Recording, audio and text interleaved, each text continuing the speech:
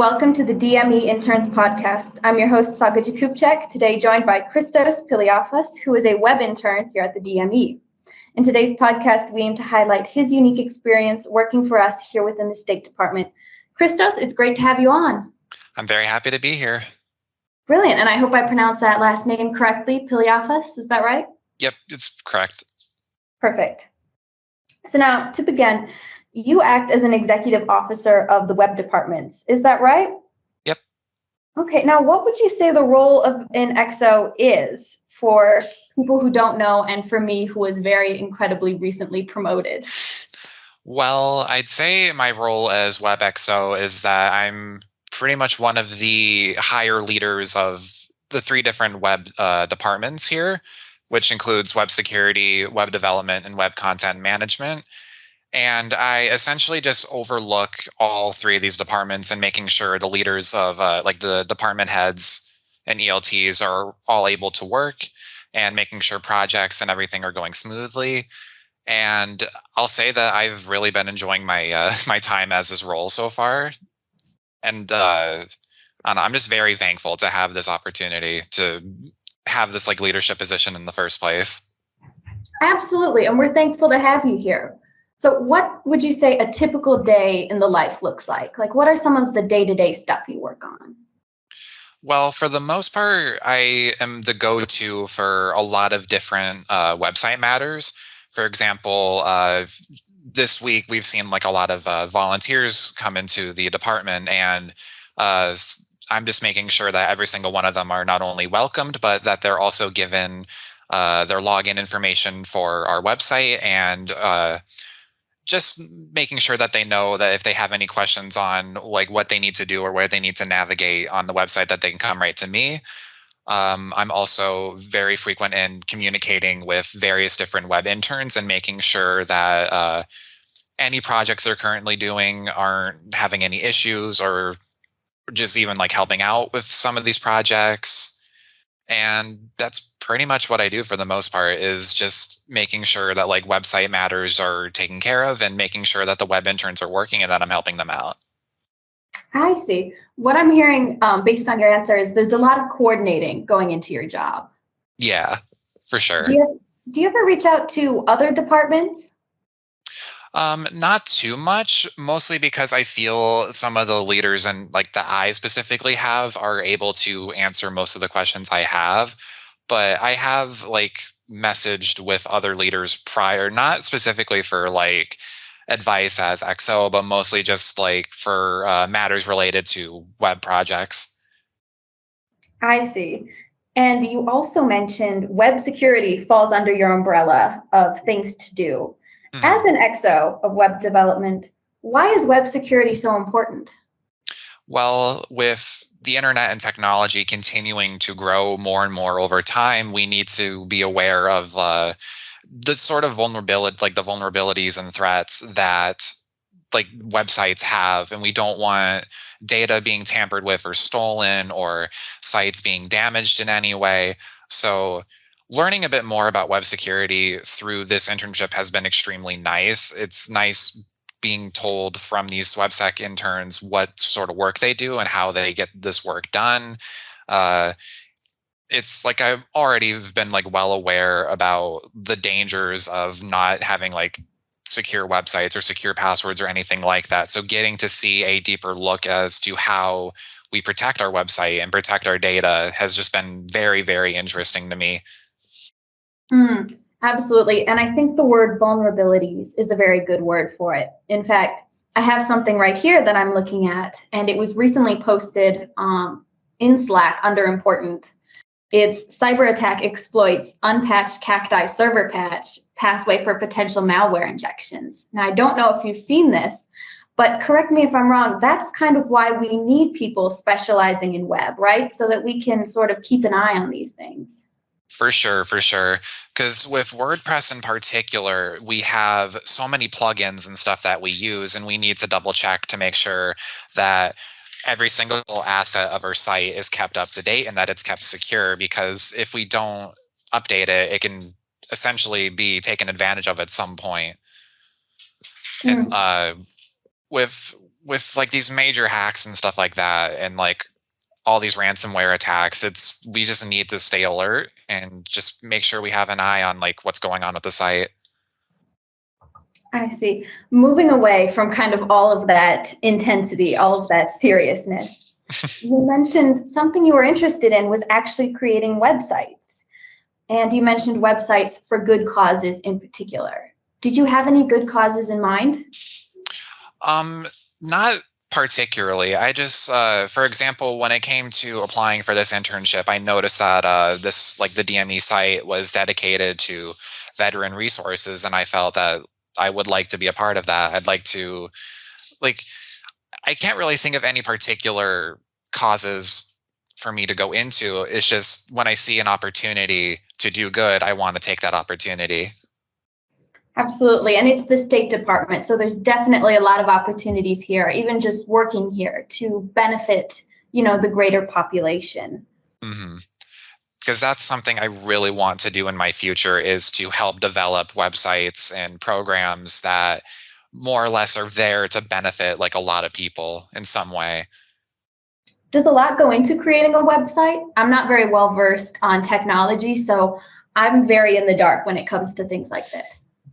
So something I've learned quite a bit from this internship in particular is while the DME website was already very much built by the time I got here, learning more about how to keep the website secure, as well as like making sure the website is accessible. That's like a huge thing that I feel like I've learned, is making sure a website is accessible, making sure that just how any group of people are able to like see this, making sure to design the website in a way that compensates for like a lot of people.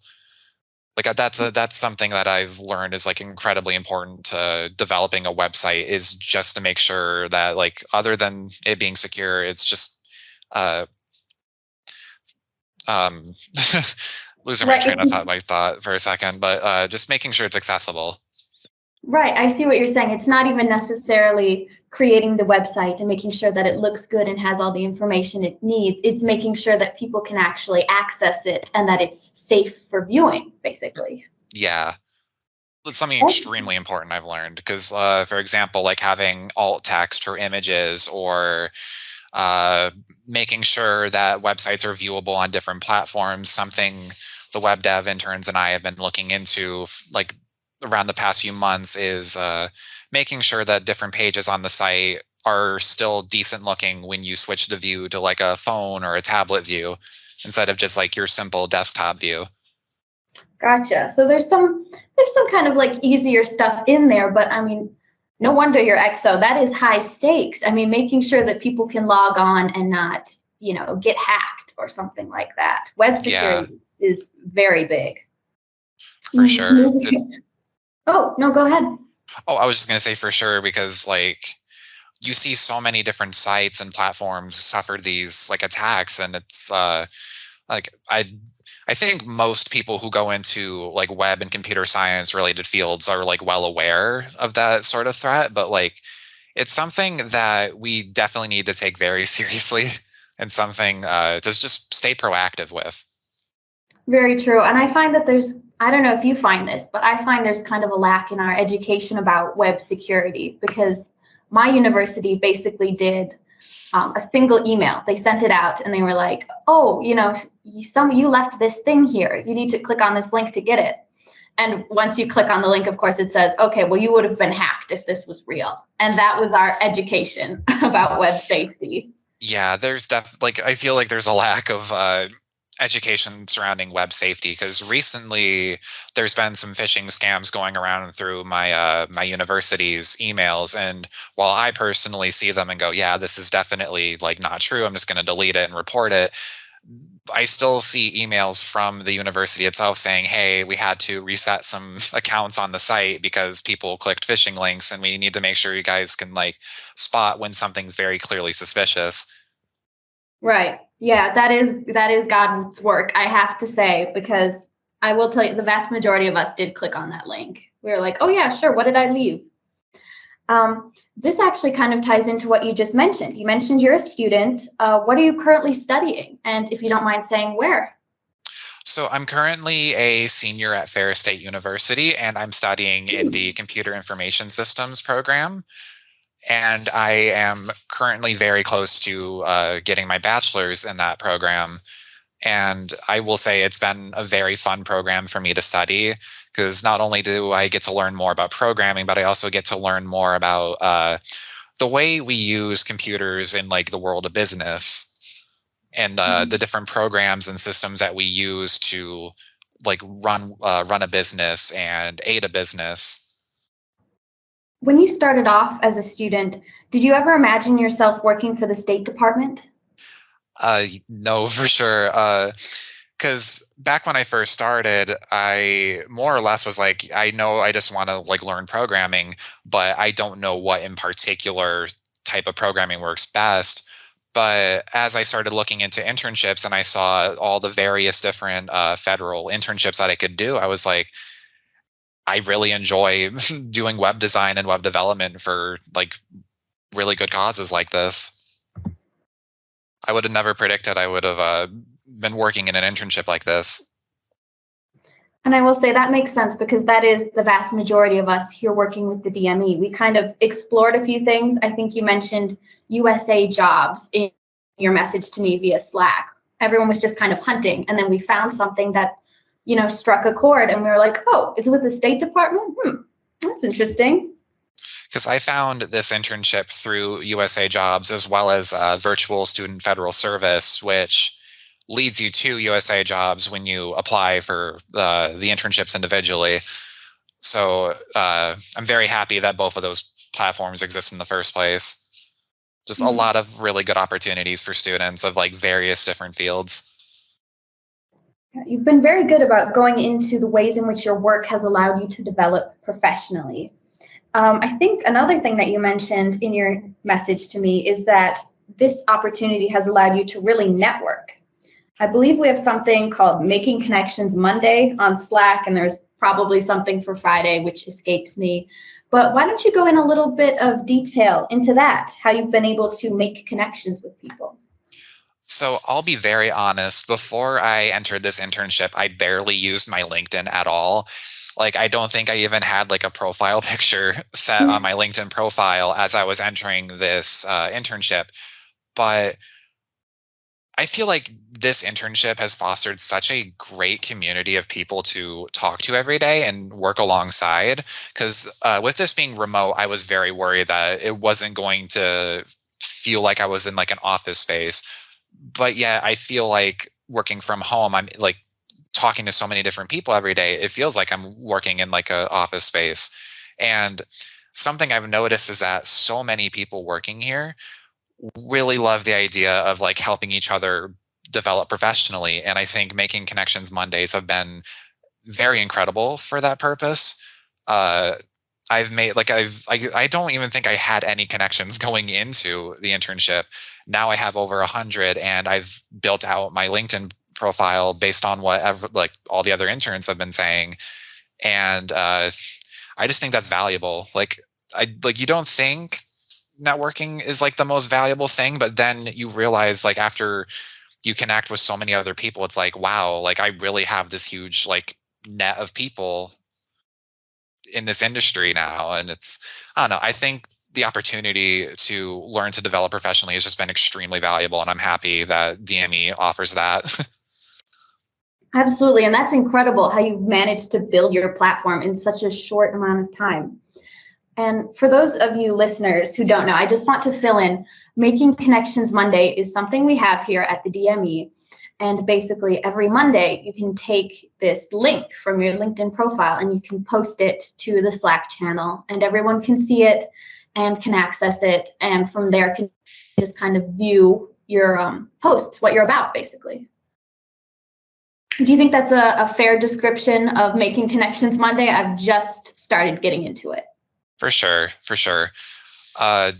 Pretty much we just send our profile to the channel, and we not only connect, but we also give each other endorsements as to like the various different skills that we show while working here. And just by like viewing everybody else's profile pictures, profiles, I start noticing, oh, this is what I should do to my profile. This is what I should add to my profile. Like, I think that's like another element that people don't typically really bring up. But when you start seeing everyone else's profile pages, you start thinking, oh, this is how I can improve mine. This is how I can build my profile. There's just so much to making connections Monday that it's just really good. Like, I really like how it's ran. Yeah, it's like a little education in self-promotion. You're like, this is what I need to put on my resume. This is how things need to look. But going back a little bit, you talked about how this is kind of like working in an office, despite the fact that we are remote and we don't necessarily see each other face to face. Like even now, our cameras are off, so we have no idea what the other person looks like. But community feels like a really great place to end this interview. So my last question is, how would you describe your coworkers, or better yet, the overall atmosphere of the job? I feel like the atmosphere is really nice. Going into the internship, I was kind of worried that I wouldn't really be interacting with too many people and it would feel somewhat closed off. And something I didn't want to do was be isolated from everyone else. And while I'm not the most super outgoing over Slack, I still make an effort to kind of put myself out there a little bit. I interact in the break room channel. I say good morning almost every day. I just want to be a part of like the positive work environment. And I feel like everybody does such a good job at making everyone else feel comfortable working here. It's not difficult to reach out to anybody, which is really nice. There's just so much about like a lot of social anxieties going into this internship melted away super quickly when I started noticing how the environment felt. Well, I have to thank you for that very flattering summary of us here at the DME. It looks like we are running up slightly on our time, so I'm going to thank you so much for joining me here today on the DME Interns podcast. It's been a pleasure having you on.